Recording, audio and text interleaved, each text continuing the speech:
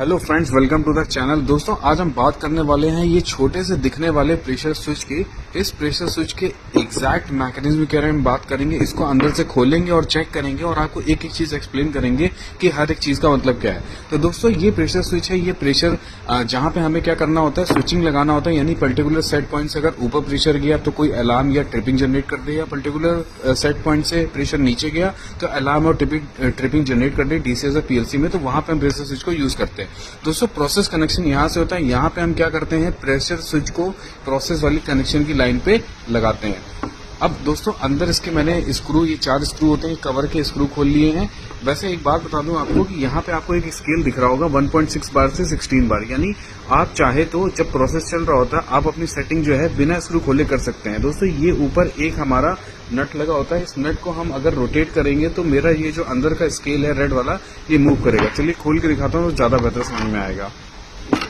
ठीक है दोस्तों, प्रेशर स्विच में 3 चीजें होती है। इसमें नीचे एक मैकेनिज्म होता है, यहाँ से प्रेशर हिट करता है, और प्रेशर का मैकेनिज्म होता है या तो पिस्टन वाला होता है, या अगर आपका प्रोसेस ऐसा है जिसमें स्केलिंग या चांसेस होते हैं किसी भी तरीके के रस्टिंग के, तो वहां पे डायफ्राम यूज होता है दोस्तों। तो ये यहाँ पे प्रेशर हिट करता है तो डायफ्राम या पिस्टन जो है वो यहाँ पे इसको ये मूव होता है, ये मूव होता है।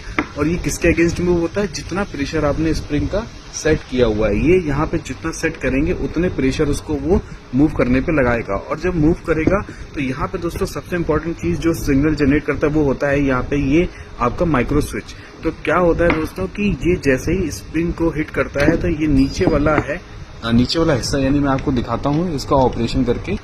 तो ये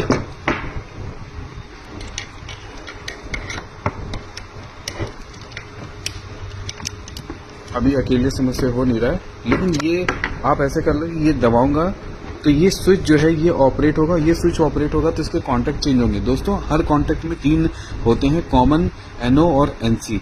तो दोस्तों, अगर आपके इसके बारे में बहुत ज्यादा डेटा शीट चाहिए तो मुझे कमेंट में प्रेशर लिख देना, मैं आपकी डिटेल डेटा शीट भी शेयर कर दूंगा।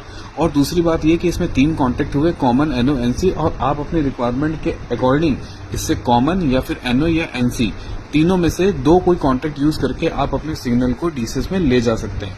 तो ये सिंपल सा रोबस्ट होता है। तो और दूसरा एक बात और है, ये दोस्तों फॉलिंग लिखा हुआ है। फॉलिंग का मतलब होता है कि जितना प्रेशर आपने यहाँ पे सेट किया हुआ है, जब वो उससे नीचे की ओर आएगा, फॉलिंग मतलब हुआ कि उससे नीचे की ओर फॉल करेगा, तब ये कॉन्टैक्ट अपने चेंज करेगा।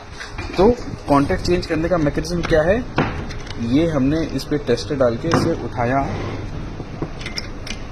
नहीं हो रहा है, कोई बात नहीं।